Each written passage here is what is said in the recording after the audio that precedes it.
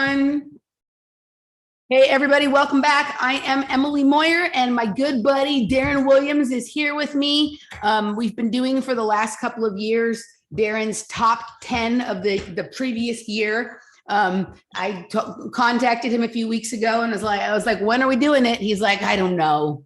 I've been a little depressed, so I kind of want to talk about some of that, and I can only come up with 6. So we're here to do that. And then I thought we could also, because there's only 6 and not 10, I was able to come up with 3 that are more like forecasting 2022, like the things that I think are sort of notable that are happening at this crossover between 2021 into 2022, and maybe sort of predict where we're going. So we're going to start with that as our outline, but who knows where we'll go. Darren, my friend, happy 2022. Always nice to see you. Good morning. Good afternoon, actually. Thursday morning. Thursday. Yeah, do you know? Good afternoon. Good morning. Do you know the joke? Like, so Danny and I are always like, good morning, it's Sunday morning, or good morning, it's Thursday morning. Do you know that time? No. There was Nancy Pelosi was giving it was talking to MSNBC or something one day on a Sunday. And literally in the middle of the conversation, she just stopped and like a robot said, good morning, Sunday morning. Like, it was fucking weird, right? So that's how Danny and I greet each other now all the time. Okay. Yeah, so what it basically is that normally I started doing these top 10 of the previous year with Mark Devlin. And Mark has, in my opinion, because I'm going to be quite direct in this conversation, is that Mark has a different view on whatever this thing from Wuhan is compared to me. And what that has done, sadly, I have felt it has created a separation between us. And this has not only happened, in my view, between myself and Mark due to ideology. It's happened to me and other people. And it's sad that it is become so binary, this debate. And it also links with the feeling that I will elaborate later around how Bitcoin and cryptocurrency is going to be the savior of humanity. And people are looking in things that are complex in a very 0 and 1 mentality, which in a way sums up what cryptocurrency is. So it's sort of a very interesting way people are trying to look for saviors. They're both very controversial topics, and both very divisive because of that black and white thinking you're speaking of. And just real quickly, I wanted to say that I'll be doing a show with Mark next week about his new book. This will be the first conversation I've had with him in about a year. I think we talked about springtime last year, and I can't remember if it was around a book or just a different topic. I know that I've interviewed him for all of his books. But I haven't really spoken to him in probably a year. And he and I are very bonded based on like the musical, connection and the research that he's done. I follow him a little bit sort of on and off when he's talking about other things than music. And so I haven't had a conversation with him in about a year. So it'll be interesting to see, for me to see sort of where he's at with some things. But you're right. Like, one of the things that I've been super grateful for, but also that I have made part of how I have dealt with things during this time, is that I've managed to maintain relationships with almost everybody in my life, regardless of where they fall on this spectrum. And I've done it from a place of like respecting whatever their personal choices in terms of what they do with their body and how they choose to deal with this informationally, regardless of how crazy or right I think they are, right? And just sort of, as long as they show respect to me for my position, and by respect, I mean not telling me what to do. And I don't know what they say behind my back, but like to my face, not telling me what to do and not trying to, influence me when I've said that I don't want to be influenced that way or whatever. So just treated me with respect. And so far that has worked. It doesn't mean that there haven't been uncomfortable or difficult situations. But it is very sad to watch what's happening. I've seen families separate themselves. I've seen longtime friends separate themselves. And whether, with both of these topics, crypto, because there's a huge thing going on right now in the alternative media with the cryptocurrency stuff and dividing into camps. And it's always been there in terms of people who are pro or people who are anti, right? But right now there's a big drama going on that I didn't even expect to talk about today, but maybe we will a little bit, like when it comes up naturally in your list. But yeah, like it's sad because it's entirely possible that, both of those things can turn out to be something that was just absolutely engineered for only that purpose of divisiveness and no other purpose, whether they be real or they be fake, and that people will have collapsed long-standing relationships and over them and have their entire realities and the way they live structured around whatever they think those are. It could be devastating in a number of ways. So very good point. Yeah. I just think what we have to realize is this is the biggest geopolitical crisis since potentially the Cuban Missile Crisis. And none of us are truly knowing what's going on. Mm-hmm. Things are being hidden from us. An example of this is I know somebody that works in a senior position in one of Liverpool's free institutes of higher education.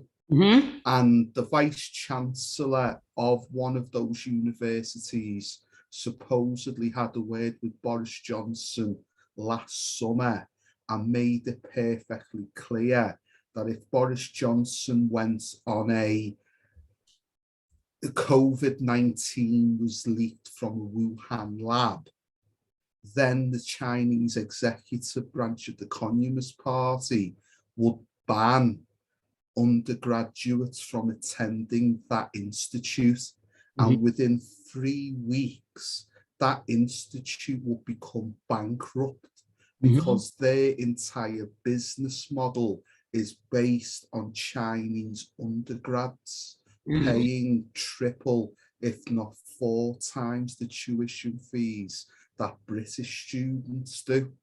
Yep. So this entire narrative is very complex. Yeah. Where people are looking out for themselves and looking for their own self-preservation more than, say, nationalistic patriotism. Yeah. And then these institutes of higher education have the same academics in medicine and science who are advising the governments. Mm-hmm. Yeah. So that's funding, that's future funding, and that's self-preservation, such as a person becoming accustomed to a certain lifestyle and believing that, like, well, if I don't maintain this level of lifestyle, then I will be like the other lot. And these people have dedicated decades to reach that level. Yeah. So there's all of these factors that are mystifying and fogging and confusing the narrative. Another basic example, everything is made in China. So you can't insult China because that would be self-destructive, because again, all the Chinese would have to do is say, right, America, you're no longer getting any goods made from us. Right. And then where does that leave America? That means that everybody has to go to the swap meet. Everybody has to sort of learn how to make their own kitchen utensils. And it could take decades for America or Britain to create that industrial base that their nation needs. But in between regaining that industrial base and China saying you'll have no more goods, it could end up with mass suicides, for instance, because again, the level of life and quality of life that certain people have been accustomed to, suddenly like that no longer exists. So two things I want to say in response to what you just said. There's two things that popped to mind for me. So first, you were talking about like, people in positions of power that are maybe slightly disguised because they don't exactly work for the government, but they work for the institutions that the government relies on for the information that they make their policies on. So there's influence both ways, like, right? And so that people are making decisions not necessarily on what's best for their country, but on what's best for them. And I was curious if you were familiar with the concept of Ubuntu, and I don't mean the computer system. I don't mean like a Ubuntu laptop. That's not what I mean. I mean, the Michael Tellinger thing. Michael Tellinger, yeah. Okay, so if I'm clear on this, and I looked into it a bit many years ago when I was, back when I used to have endless amounts of free time, whenever I would discover some new person's work or new to myself, I'd spend a couple of days down a rabbit hole for them to then just kind of grok their full narrative and then sort of move on to someone else. And the ones that I found the most interesting, I would continue to follow their stuff. So I had a good Michael Tellinger binge, probably back in somewhere around 2011, something like that. And so I started to familiarize myself with this concept and looked into a little further. And I believe I definitely asked my sister and maybe my father as well about this idea, because they're both expert in South Africa and topics or whatever. They both studied there and have PhDs in topics related. And what I think I understand it to mean, if I'm grokking it clearly, is like Western society particularly, but also other parts of the world, is always embattled in this thing. Is it better to support what's good for the individual, or is it better to support what's good for the collective? And in the sense that we're talking about, the collective being the nation state, right? Which is obviously in some ways tied to the economy, but that shouldn't be the only thing considered. Right. So they're always back and forth, the 0 or 1 you were talking about earlier, black or white, this or that. And it seems to me that what Ubuntu really meant is that there's like a way that one can go about making decisions where there is complete cohesive relationship between what is good for the individual and what is good for the community being one and the same, right? Like that the decisions that are actually holistically good for the individual are also good for the community and vice versa, as opposed to prioritizing one over the other, right? And that whatever decisions are being made solely with one or the other in mind are never holistically good, right? And we've been tricked into this sort of narrative that you're talking about. I don't know if that's your understanding of it, but that was what came to mind sort of when you were talking. And at that time, some of the things that he was talking about were very appealing to me, of course. And this is impossible to believe for how I felt then, but knowing where we are now, we're in like a much shittier situation on a lot of levels in 2022 than we were in 2011, right? And so right now things have swayed to this mind control of hive mind and collectivism so far that to try and balance that scale leaning towards individual concerns and liberties seems like that needs to be pulled on a little bit to come back to center. But I did sort of in general, like in a spirit kind of sense, like that idea of Ubuntu when I dug into it. I wasn't sure what it meant, and I'm still not sure I completely grok it, but I did like it, right? And so I was thinking about that when you were talking. So that goes into a lovely segue into the first thing that I've noticed from last year, 2021, and that is geopolitical rivalry. Wait a second, I forgot one more thing. One more thing that I was going to say in response to yours, and then we can go right into it. Your talk about what was going on with the relationship between the universities and China, which we have the same relationship here, right? We have the 1,000 Talents program over here, where Chinese students come over and study in the United States. And, also the Chinese government identifies people working in the university system here that they can try and co-opt.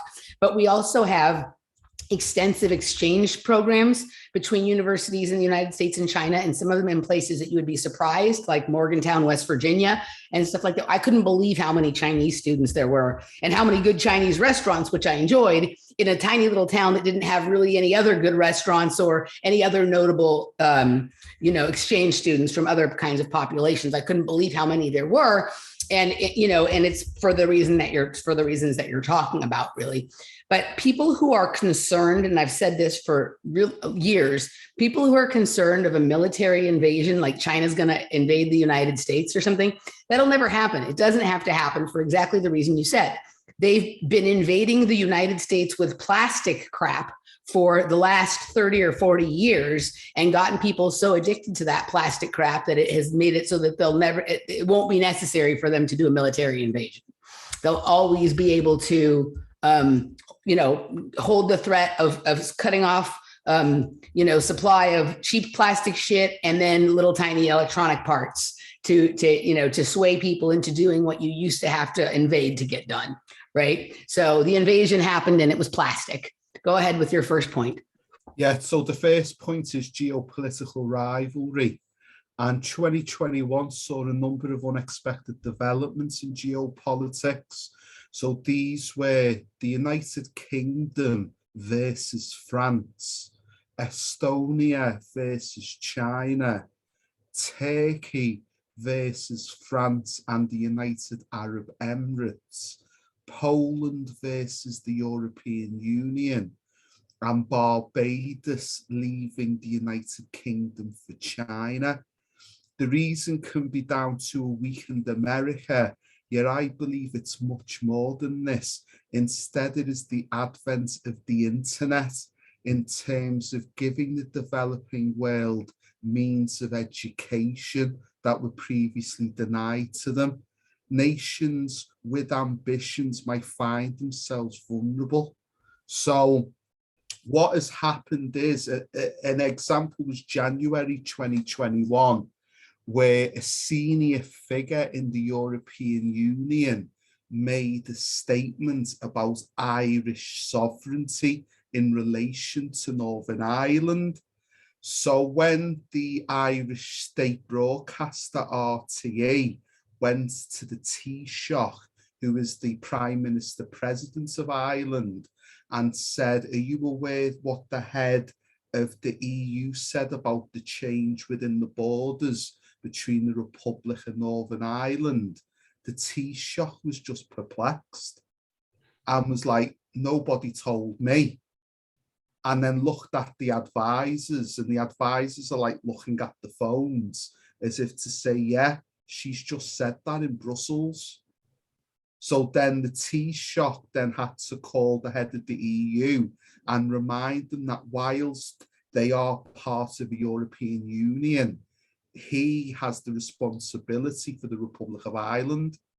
So then that then caused a divide temporarily between the Republic of Ireland and the EU, because the whole history of Ireland are of people who have been oppressed by greater empires. So the first was the British, and then maybe the second wave, or the more established wave, is the Catholic Church. So now you've got the EU coming in. So that created a big backlash within the Irish media, within the British media, about like, what is the power of the European Union in terms of the nation state.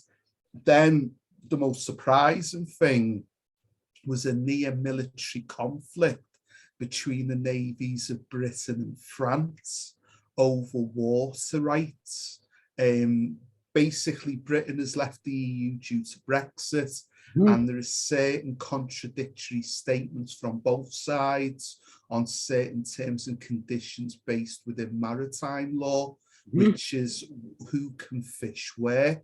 So because of this, the British Protectorate of Jersey, their fishermen were not allowed near French waters, but Britain claimed that those waters were neutral.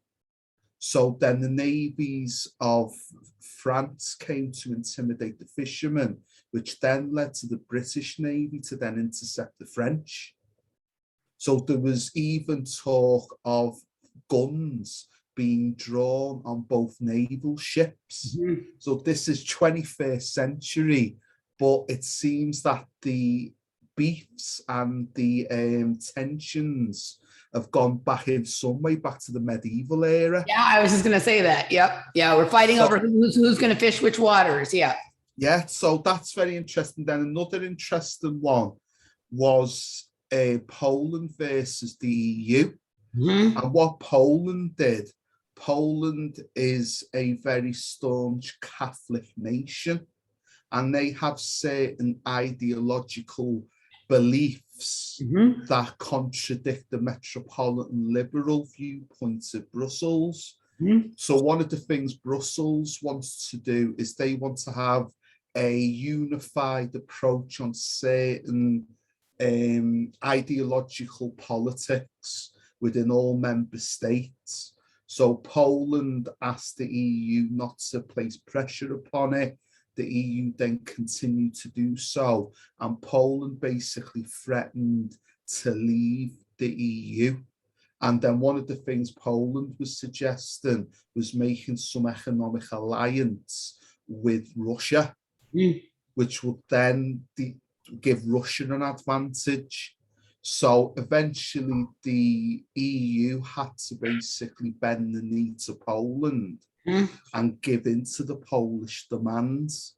So there seems to be like Poland has some sort of unofficial veto out of certain things in the EU. Are the tensions between because it's ringing bells in my mind. The tensions between Poland and the EU are fairly similar to the tensions between Hungary and the EU, correct? Yeah, I would say so, but I would say that the tensions between Poland and the EU have a more basis of Catholicism, whereas Hungary has issues around workers' rights. Where their leader, Orbán, I believe that's his name. Orban, yeah, Viktor Orban, yeah. Wishes to adjust workers' rights to make Hungary more attractive. So one of the things he was bringing in, to my knowledge, was he wanted Hungarian workers in the car manufacturing sector to work 1 day a week for free. So they would work 6 days a week. So they would work on a Saturday for free. And then that way that would attract, he believes, major car companies to invest in Hungary.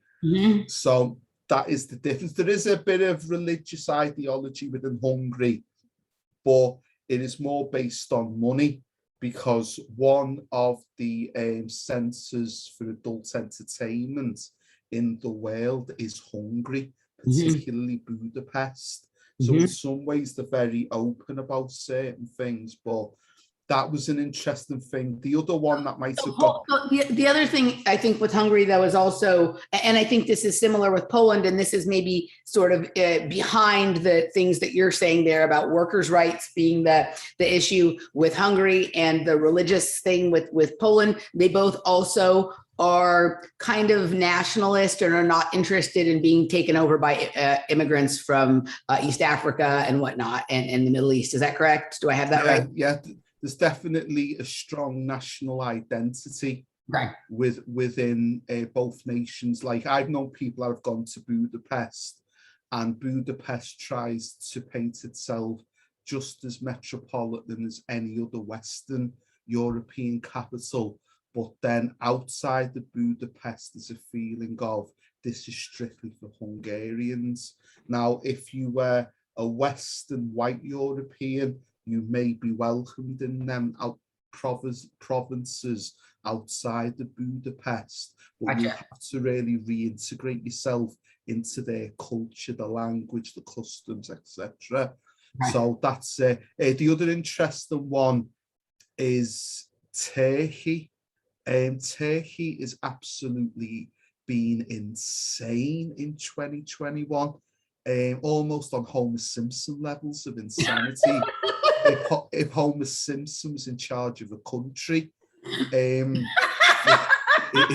its leader Erdogan, to use an example, is selling military weaponry to Ukraine, but is then going to Vladimir Putin, offering to be the negotiator in peace talks between the pro-Western Ukrainians and himself. To which Putin apparently in 2021 was that perplexed, he couldn't even reply to Erdogan. Because ultimately, if Erdogan is supplying weaponry that is killing pro-Russian freedom fighters and troops, how can Erdogan then be the negotiator in a peace settlement? Well, it's kind of like when Bill Maher says he's a libertarian, right? When he's very clearly like mostly like a progressive who believes in most of their stuff, but he calls himself a libertarian because he thinks that like weed should be free and he doesn't want, weed should be legal and he doesn't really want a third shot. And so he finds himself in this position where he's trying to like negotiate between these two sides to get what he wants, but his allegiance isn't really to one or the other, right? But he kind of presents himself as this likely sort of like the voice of sanity between, now that anybody would look at either of those people, Erdogan or Bill Maher, as any kind of voice of sanity is insane, but it's like trying to organize the world around that which you wish was true, right? Yeah. So like that's sort of what I think of when, you know, like I mostly, you know, like I agree with this person on this. I agree with this person on this. There's really no way that they're ever going to agree with each other enough for there to be peace. But I live in a reality where I'm so full of myself that I think that the things that I want to be true should be. So I'm going to cast myself as this sort of middleman or the negotiator between these things because I think everyone should want what I want. Yeah, that's it, the one. And then also what he's doing is over Libya, there's a strange type of conflict with proxies. Mm-hmm. So there's a side that is being funded and financed by France and the United Arab Emirates. Mm-hmm. Then there's a side that is being funded by Russia. And then there's a side being funded by Turkey. And all three of these sides are fighting each other. And then Erdogan, because he's basically still fighting in Syria against various proxies of Russia, he's basically in 3 different war zones at the same time. His economy is hit rock bottom, and he is now using blackmail on the Prince of Saudi Arabia, MBS, to get money to fund his country. Mm-hmm. Because he has footage which has been verified in 2020 by Justin Trudeau, the Canadian leader, of Khashoggi being tortured and mocked whilst being tortured to death in the Saudi consulate in Istanbul.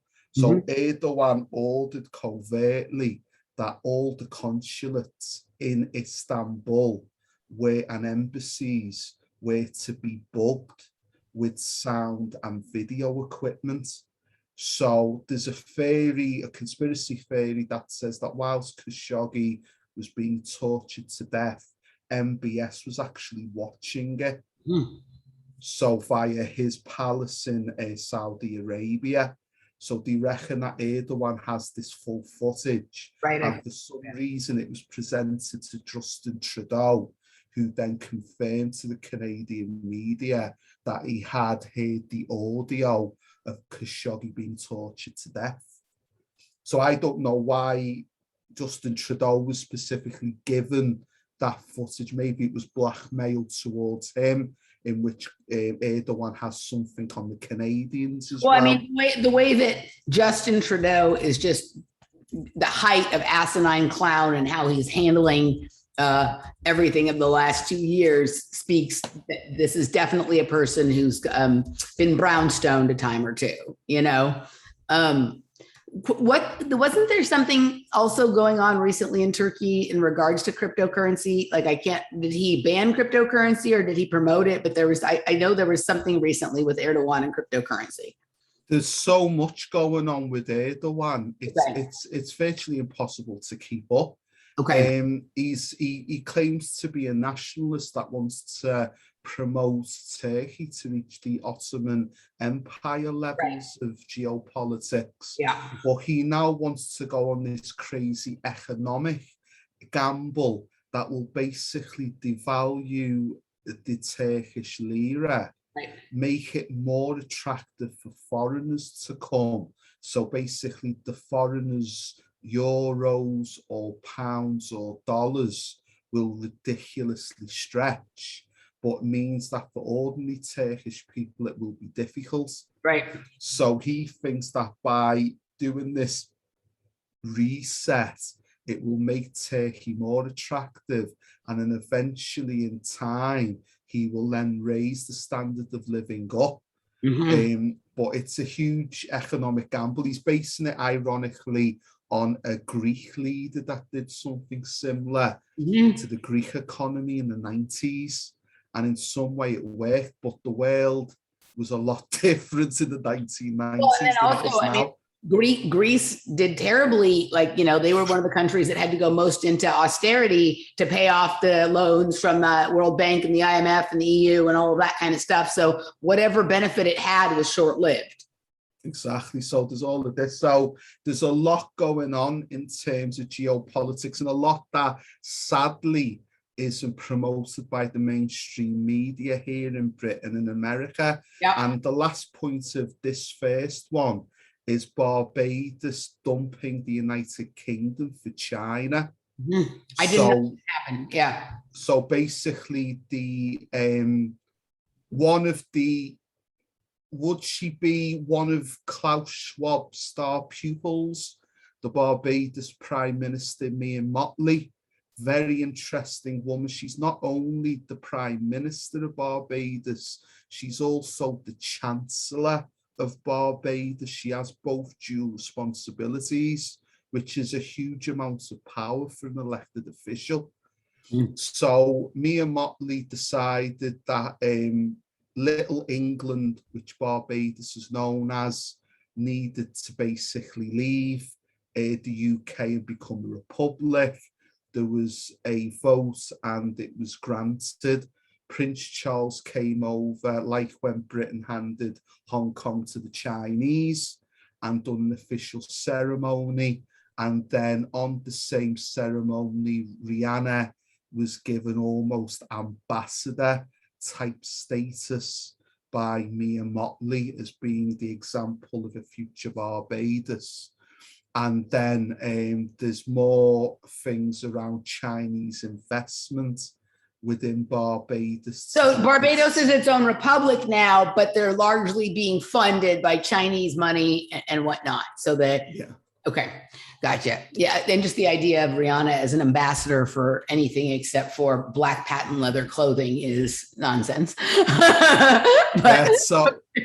So it's very interesting. Then what Mia Mottley has done is she's called a snap general election to give herself more power, because she realizes that the opposition currently in Barbados is in a transition of trying to find a new leader. So the opposition not only has to find a new leader, but also has to be prepared for the general election within the end of January. So she's played basically a very clever card. Yeah. So it will be interesting to see what happens, but my suspicion is that Mia Mottley will win. But Barbados is definitely a very interesting pawn in where the Chinese want to be. So we've got all these different geopolitics and rivalries happening around the world. Now, number two might be quite controversial for some of your listeners, because we live in a world where Elon Musk is paraded as this genius and this brilliant thinker and this real life Tony Stark. And a lot of people within the alternative realm think he's brilliant because he promotes crypto and he says some wild things and he'll smoke a joint with Joe Rogan. But really, what it proves is how easily led the alternative community is. Because if I said the name Moses West, the majority of the viewers watching this would have no idea who he is. And this one man, this American, has potentially created an invention that could change humanity. So basically, I came into knowledge of Moses West last year, but he's been around for a while. So there's a place in America called Flint, Michigan, which is famous for having notoriously bad drinking water.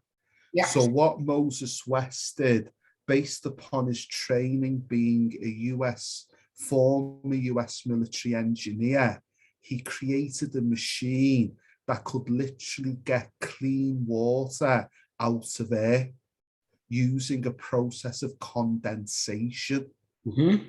And this drinking water actually is the purest drinking water anybody can drink. It actually exceeds the standards given by the World Health Organization in terms of purity. Now, what's interesting about Moses West is that he has gone to various places throughout America, and he has had his machine, as you can see on the screen, sabotaged a number of times. So what is amazing is we have this hype for Elon Musk, and isn't he brilliant? And we've literally got a man who has produced a machine that can get the cleanest drinking water available, that everybody needs water. If we just, you would know the simile as somebody interested in nutrition, the importance of good quality water to maintain somebody's thinking, nervous system, digestive system. It's an important core thing that people need. So the irony is that this man doesn't gain the publicity that Elon Musk does. And what I get annoyed with the alternative research community is if I have the means of finding out this man and being aware of this man, where are the other big names? Where are the other big names? The Max Egans, the David Icks, all of these people. Why aren't these people bringing Joe Rogan even? You could even bring Joe Rogan into that alternative research community. Why aren't these people making the world know about Moses West? Because that potentially changes the third world. Don't even have to now dig a well to get clean water. You just have this machine and the machine does the rest via condensation. So thank you for bringing my attention to this gentleman, because I hadn't heard from him, but I will do a little further research and maybe even reach out for an interview with him or someone in his organization.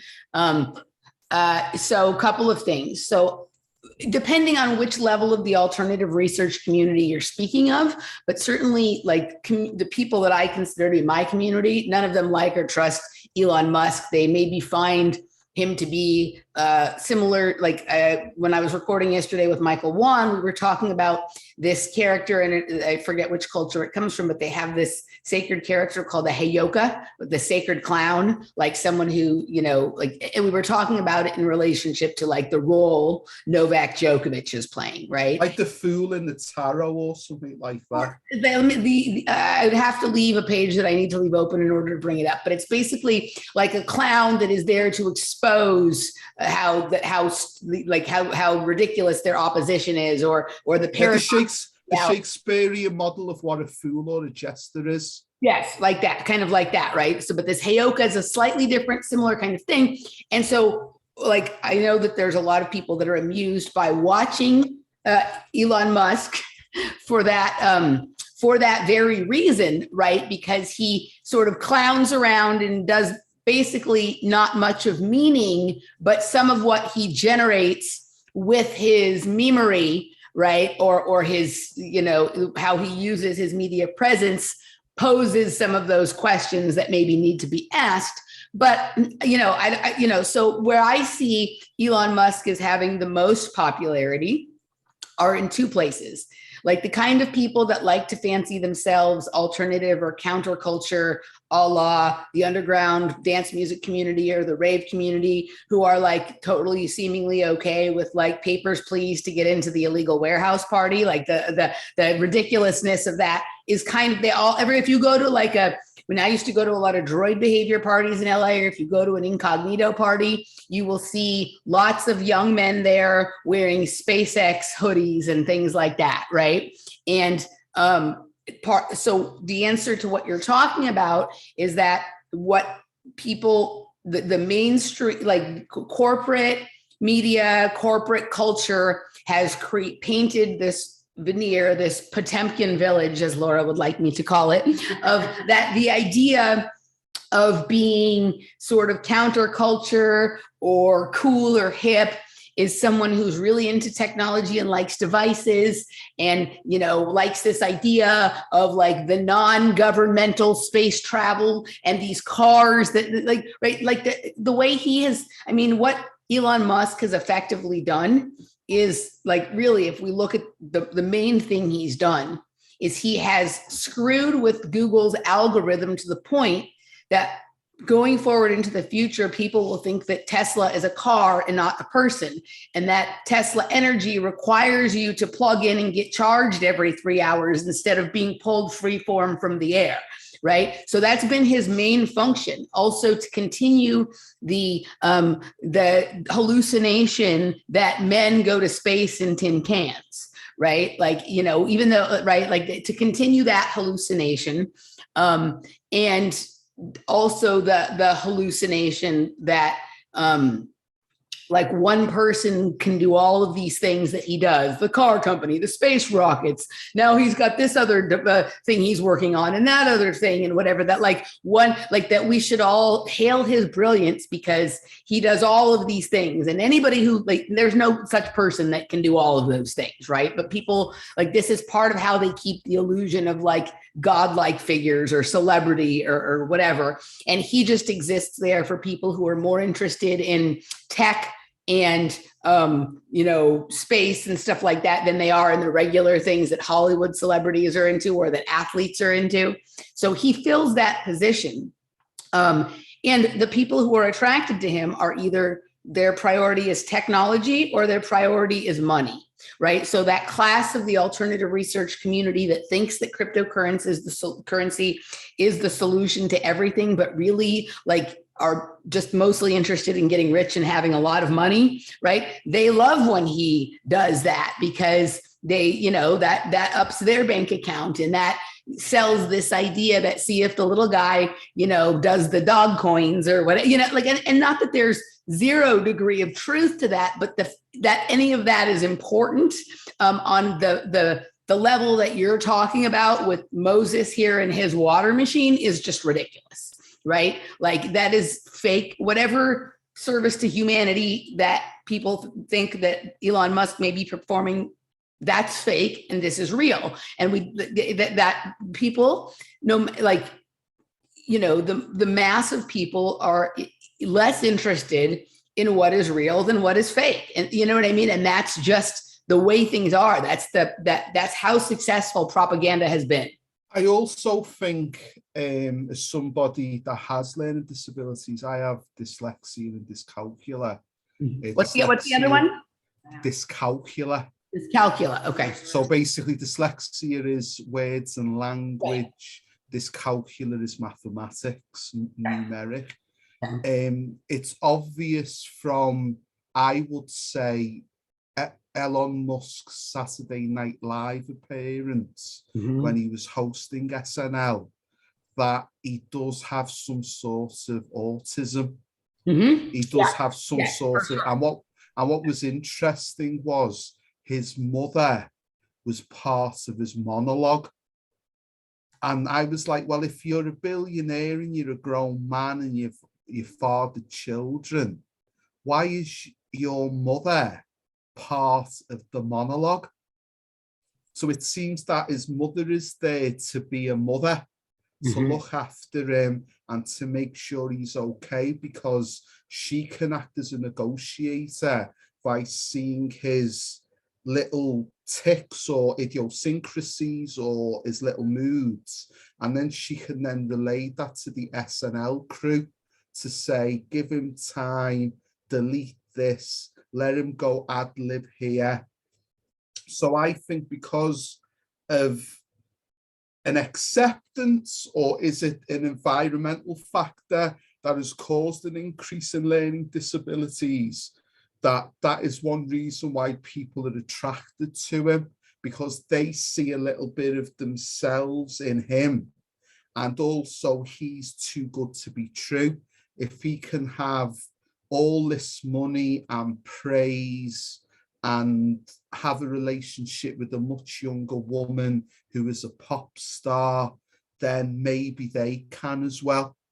Yes. So I think that there's something there on why people attach themselves to Elon Musk. Maybe, I don't know. I just would encourage people, like lots of people in the really deeper parts of the underground of the alternative media, who have spent a lot of time exposing that all these people and all these things are fake, right? That's still part of the preferring the thing that is fake to the thing that is real. And that maybe we should focus some of that energy, and I include myself in this, in promoting it. I'm going to have to look into Moses here to make sure he checks out on what's important to me, but this is something real, right? Water is a very real thing. And, you know, for all those people who like say that breatharianism is the future, or we aren't going to need to eat food, I still have not heard anyone saying we'll not need to drink water, right? So yeah, no, I think your point though is good and well taken, that, you know, the obsession with Elon Musk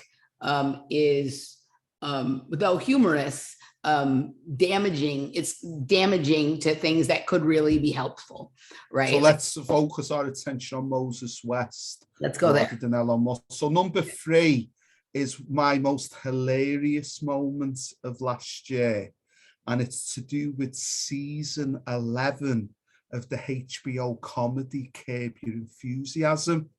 Now, for those of you that aren't aware of Curb Your Enthusiasm... Can I just say real quickly how much I love that you said HBO? I love the way you say it. HBO. Okay, go ahead.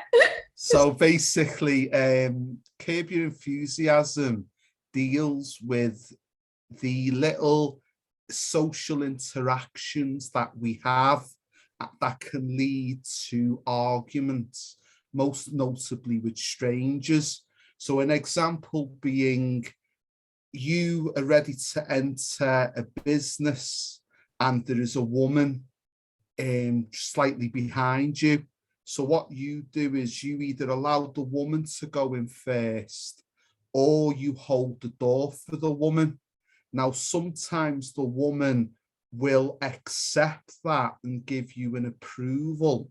Sometimes the woman will actually go the other way and judge you as a man as being a sleazebag in trying to do this to maneuver your way to it in a romantic way. So it's these little nuances that we have when we meet other people. We go to funerals and people say, you should never speak bad of the dead, but the person that's died, you know, is an A1 scumbag. So there's all of these fake tears and fake emotions. And then you're the one that says, no, the person was a scumbag. Right. To which everybody turns on you and says, you shouldn't talk bad of the dead. But ultimately, if they were bad when they were alive, you're just stating a fact. So these are the little nuances that Curb Your Enthusiasm deals with. It's generally done in an improv manner where it's a loose script and people just improv, and it's just a total genius show that's lasted for 11 seasons.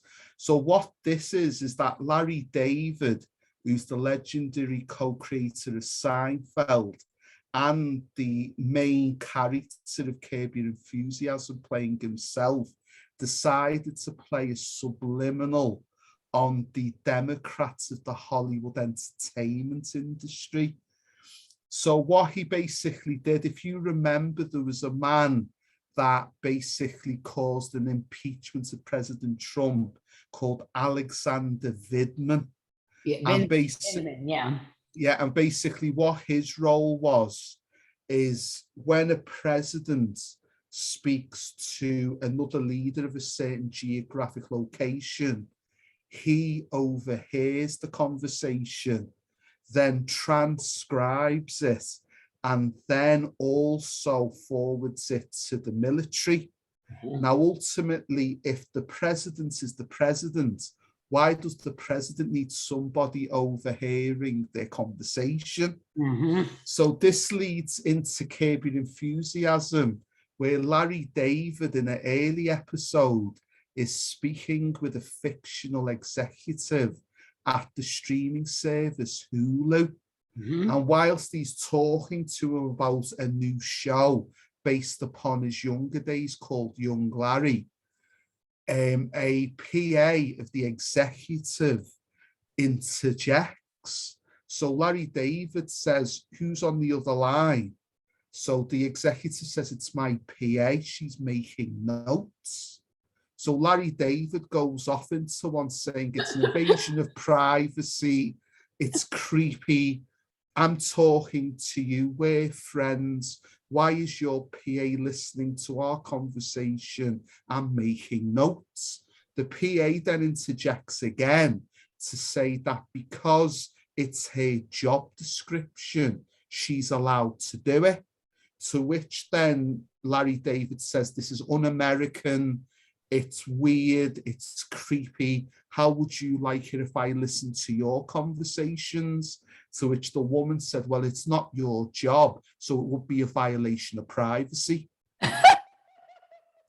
So this is leading up to something. So what we have is that in one of the later episodes of season 11, Alexander Vidman plays himself.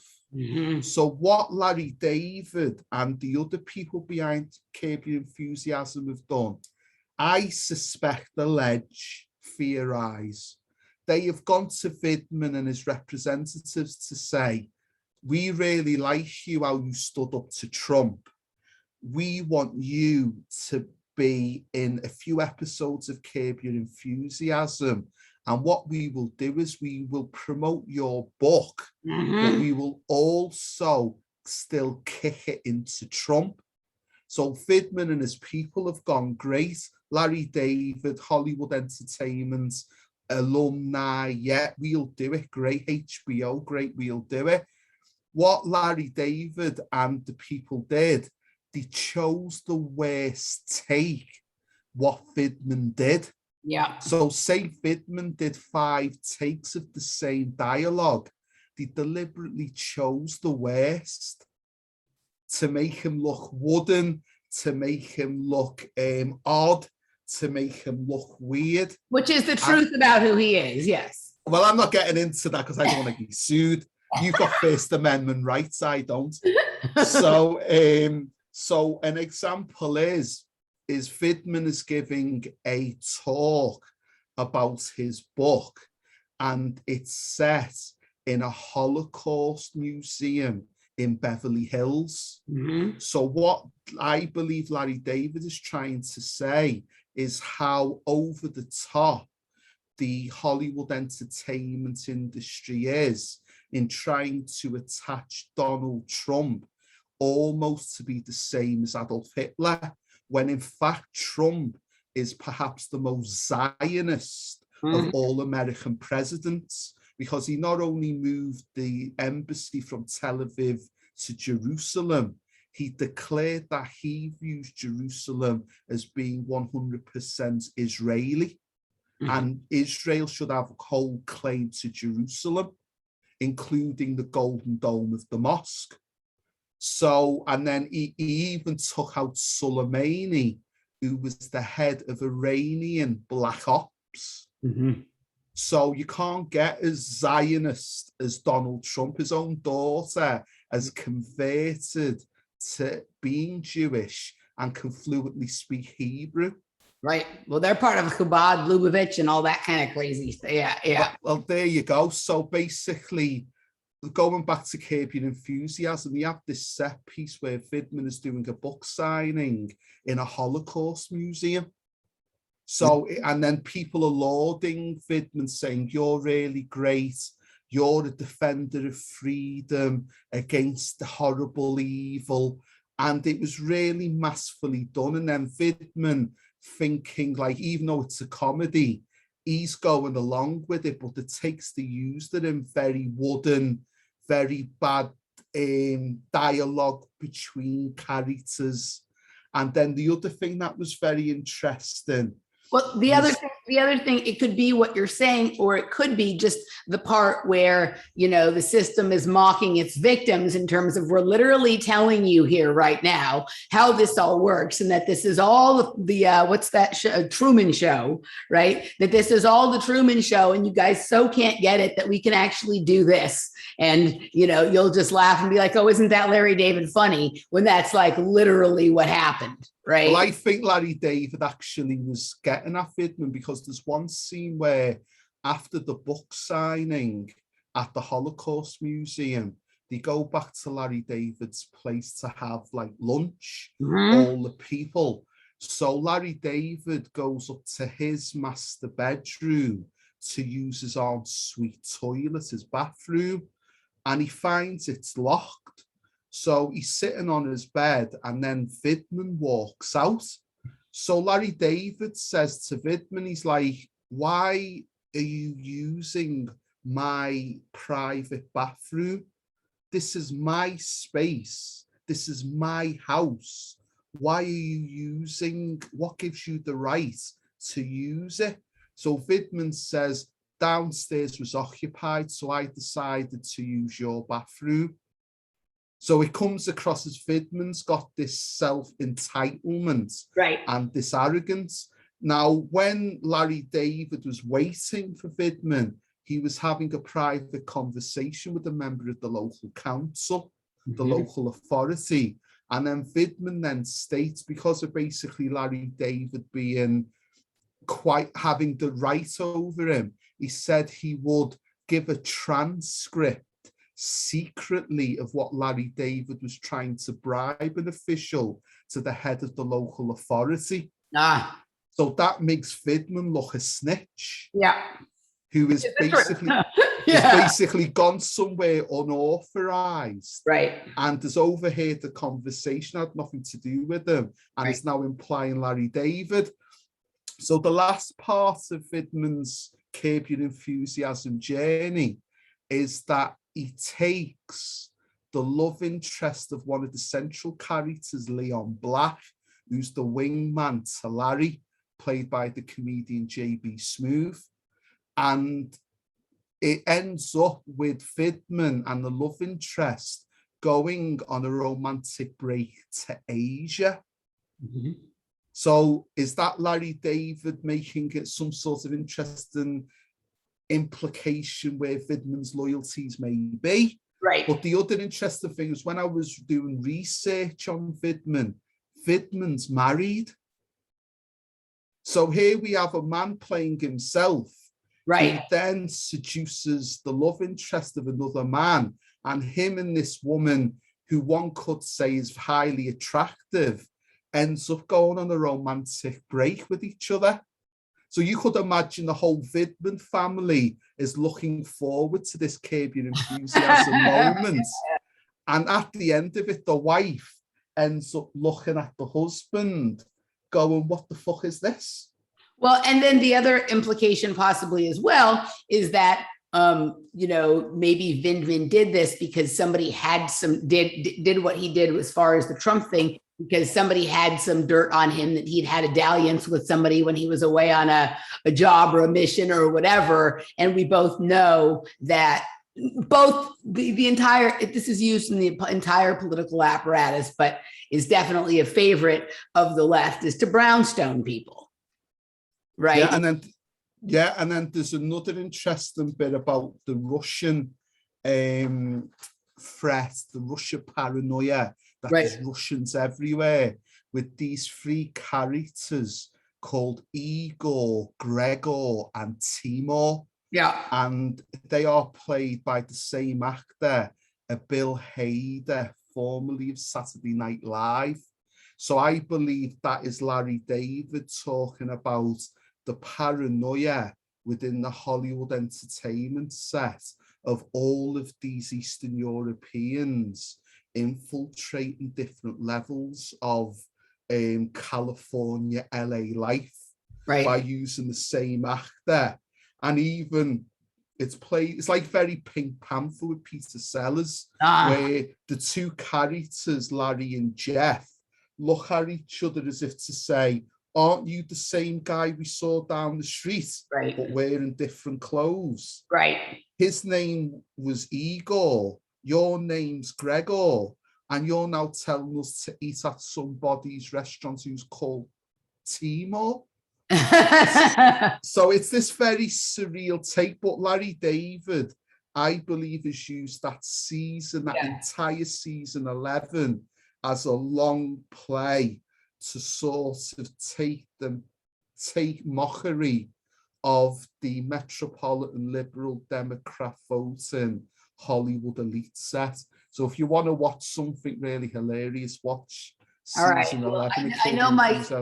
I know my good buddy Michael Wan has been very into Curb Your Enthusiasm lately. I've never watched it, and so now you're seconding that is a good series to watch. So maybe Laura's tired of all of my doom and gloom, time travel, sci-fi, whatever stuff that I watch. So maybe we can watch. You'll like it because it's Jewish and it's funny, right? Those are your favorites. So all right. And also, because you're a resident of Los Angeles, there's little, most probably, in-jokes about certain parts of LA and life in LA. So you would appreciate it on that level. I'm a resident of Austin now, but yes, I am born in Los Angeles. Okay, let's do this. Let's take a break right now. And I think what we'll do is we'll go over to the patron segment where we'll continue with the other three on your list. I think time-wise, we're not going to be able to get into more of the outlook for 2022 today. So maybe we'll put that off for a few weeks and come back and do it, which will also allow the resolution of one of the things that I'm definitely tracking. So we're going to move over to the patron segment for the next three on Darren's list. But before we go, Darren, please let everybody know where they can find you and like how they can sort of interact and chat with you. They can no longer find me on Twitter. The reason why is that the UK government is soon to implement a law that will look back on people's tweets and potentially lead that individual to face some sort of legal issue under the Digital Communications Act. So what I did was I saw what was going to be, and I said, right, I'm no longer on Twitter. So if I can take myself out of it, I have no issue with them legally. So one of the things that I guess, if people really want to talk to me, it's the old school method known as email. So that old school method is Darren's DARRENS _alt ALT _fairy THEORY @yahoo.co.uk. That email will be in the description there. So if there's people that want to reach out to me, that's the best way to get to me now. Nice and private, and I don't have to worry about potentially a 2011 tweet coming back to haunt me in a couple of years' time. Okay, and you guys can always find him here, as he is a regular guest, and occasionally he pops in on Conspiracy Cocktail as well. So if you would like to have your banter with him, you can do that there. All right, we are going to move over to the other side, patreon.com/offplanetmedia or emilymoyer.locals.com. We will see you on the other side.